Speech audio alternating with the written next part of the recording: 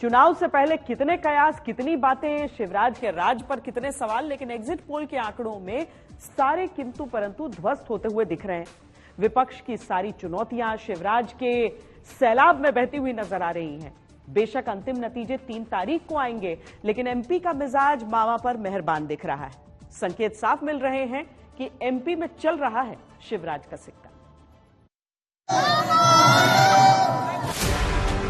मध्य प्रदेश में कोई कांटे की टक्कर नहीं। भारतीय जनता पार्टी भारी बहुमत से जीतेगी। प्रधानमंत्री जी के प्रति प्रेम, उनका नेतृत्व ये स्पष्ट बताते थे कि भारतीय जनता पार्टी भारी बहुमत से जीतेगी। ये आंकड़े सच्चाई में बदले तो जान लीजिए इतिहास है।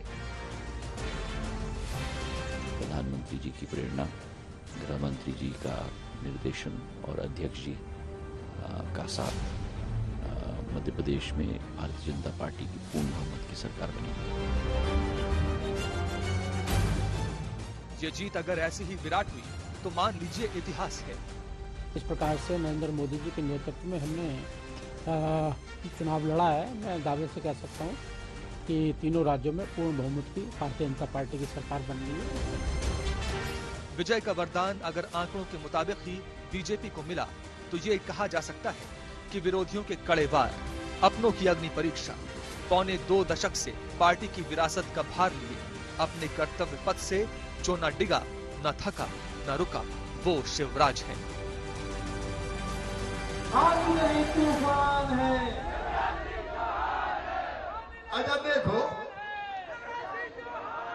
ये पूरा मध्य प्रदेश मेरा परिवार है। मैं सरकार नहीं चलाता, मैं अपना परिवार चलाता हूँ। ये दुबला पतला आदमी हमारा मामा है, हमारा मामा। और ये रिश्ता अगर बनाया तो भगवान ने बनाया। जब पार्टी में असमंजसता की स्थिति हो कि कौन संभालेगा राज में पार्टी का झंडा, तब जो आगे बढ़कर जिम्मेदारी ले, पैरों से राज नापते, हर व्यक्ति तक पार्टी का संदेश लेकर जाए, वो है शिवराज। मेरी बहनों, तुमने आरती उतार के भाई का स्वागत किया है। मैं तुम्हारी जिंदगी में अंधेरा नहीं रहने दूंगा। आप इस बार पूरी दुनिया को बता दें कि हम हमारे भैया के साथ हैं, हमारे मामा के साथ हैं। जीत के बाद पार्टी क्या तय करेगी राजनीतिक भविष्य, ये सोचे बिना जो पार्टी के लिए दिन रात एक करते, वो है शिवराज। मध्य प्रदेश बीजेपी की पुरानी प्रयोगशाला है।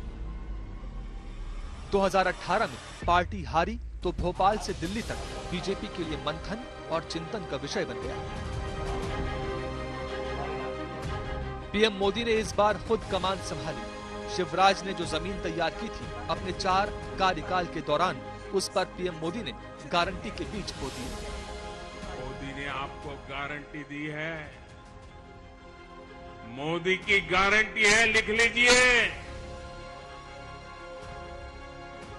जब मैं तीसरी बार मेरा सेवा काल शुरू होगा, मैं इस देश की अर्थव्यवस्था को दुनिया की टॉप 3 में ला करके रहूंगा भाई।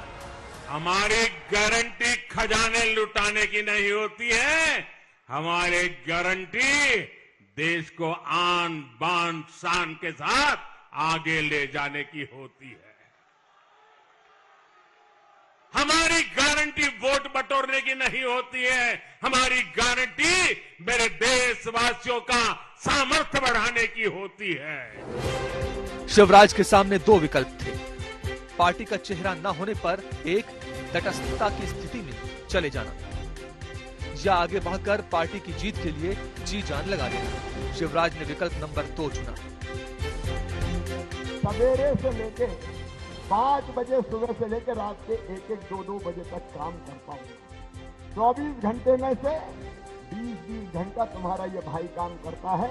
और संकल्प यही है कि जब तक जान है, जब तक सांस है, आपकी सेवा करूं, आपकी जिंदगी बदलने का काम करूं, उसमें दिन और रात में लगा रहूं।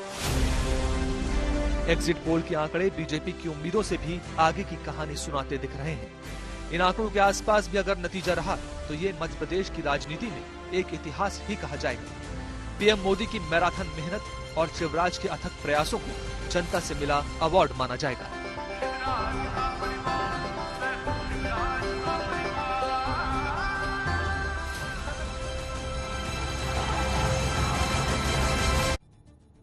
एक तरफ शिवराज सिंह चौहान का 18 साल का शासन, एंटी इनकम्बेंसी की बातें हो रही थी, कांग्रेस का आक्रामक प्रचार था और खुद पार्टी के अंदर कई तरह के मतभेद और मनभेद की बातें भी कही जा रही थी।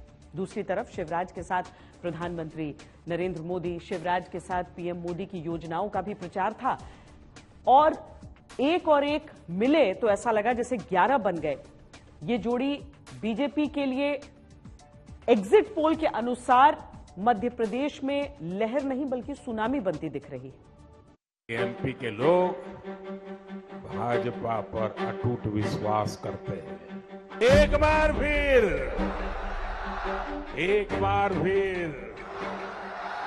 प्रधानमंत्री श्रीमान नरेंद्र मोदी जी के नेतृत्व में एक नए भारत का उदय हो रहा है। मामा जी आप राज करो, मामा जी आप राज करो, मामा जी आप राज करो। जान भले चली जाए लेकिन आपके विश्वास को कभी टूटने नहीं देंगे। पीएम मोदी विरोधियों पर चुन चुन कर निशाने साध रहे थे तो शिवराज जमीनी स्तर पर जनता से दिल का रिश्ता जोड़ रहे थे। मेरे भांजे और भांजियों, देखो मेरे प्रिय बहनों और भाइयों, मैंने सरकार नहीं, मैंने परिवार चलाया। परिवार, ये अपना परिवार। नतीजा ये हुआ कि एग्जिट पोल के आंकड़े स्पष्ट बता रहे हैं कि सियासी किताब का कोई समीकरण ऐसा नहीं रहा जिसमें बीजेपी एमपी में पिछड़ी हो।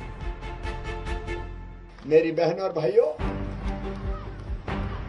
हम सरकार नहीं चलाते, हम परिवार चलाते हैं। परिवार, ये बात याद रखिएगा, आपका एक वोट आने वाले दिनों में मध्य प्रदेश और भारत का भविष्य तय करने वाला वोट है।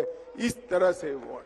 जब मैं मध्य प्रदेश की बात करता हूं तो मध्य प्रदेश स्वच्छता में नंबर 1 पर खड़ा है देश में। मुझे खुशी है कि जब मैं मध्य प्रदेश की बात करता हूं तो स्मार्ट सिटी में मध्य प्रदेश नंबर 1 पर खड़ा है। महिला, पुरुष, सामान्य, ओबीसी, ग्रामीण, शहरी, मजदूर, किसान, हर किसी के वोट का प्रतिशत संकेत दे रहा है कि शिवराज का राज ही है उन्हें कबूल। कांग्रेस और बीजेपी के बीच महिला वोटर्स को लेकर बड़ी लड़ाई थी। कांग्रेस ने अपने पाले में करने के लिए सस्ता सिलेंडर और नारी सम्मान योजना का ऐलान किया, लेकिन शिवराज शासन की लाडली बहना योजना के तहत 1,31,00,000 महिलाओं के खाते में 1250 रुपए पहुंच रहे हैं। कांग्रेस के साथ 40% महिला वोट गए और बीजेपी को 50% महिलाओं ने वोट दिया। मेरी बहनों, आपके लिए हर महीने 1500 रुपए सीधे आपके खाते में डाले जाएंगे। गैस का जो सिलेंडर है वो आपको 500 रुपए में दिया जाएगा। 5 हॉर्स पावर की सिंचाई की बिजली आपको मुफ्त मिलेगी। मेरी बहनों, ये केवल पैसा नहीं है, भाई ने तुम्हें सम्मान दिया है। सम्मान। माँ बहनों की आंखों में आंसू नहीं रहेंगे, उनके चेहरे पर मुस्कुराहट आएगी। और अब तो 1000 नहीं, 1250 रुपया महीना बहनों के खाते में डाले जाएंगे। ये जिंदगी बदलने का अभियान है। पुरुष वोटर्स के मामले में भी बीजेपी कांग्रेस के ऊपर लीड लेती दिख रही है और एग्जिट पोल के नतीजों में वो असर साफ देखा जा सकता है।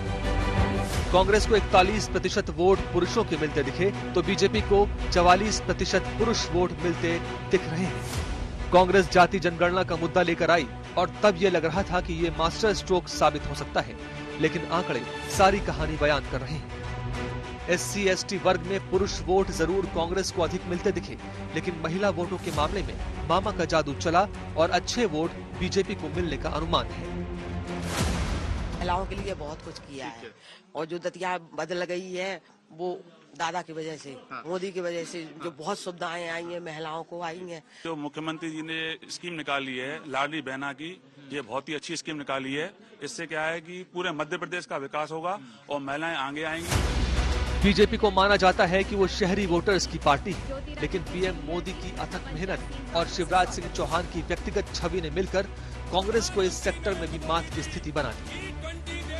कांग्रेस को ग्रामीण इलाकों में 42% वोट मिलते दिख रहे हैं, जबकि शहरी क्षेत्रों में 39% वोट मिलने का अनुमान है। जबकि बीजेपी ग्रामीण क्षेत्रों से 46% और शहरी क्षेत्रों से 50% वोट पाती दिख रही है।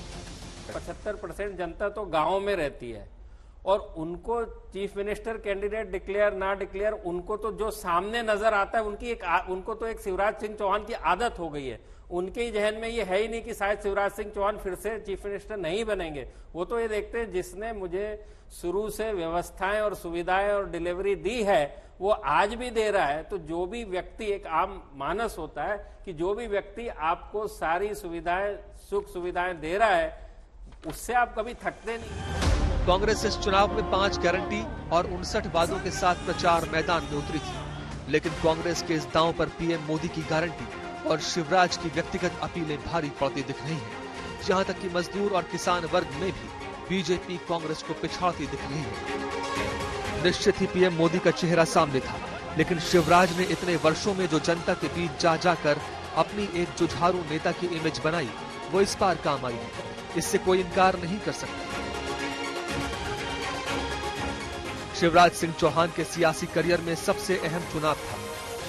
शिवराज ने जनता तक ये संदेश भेजा भी, और जनता ने बदले में जैसा मतदान में दिया वो बता रहा है कि फिर हो सकता है एमपी में शिवराज का राज।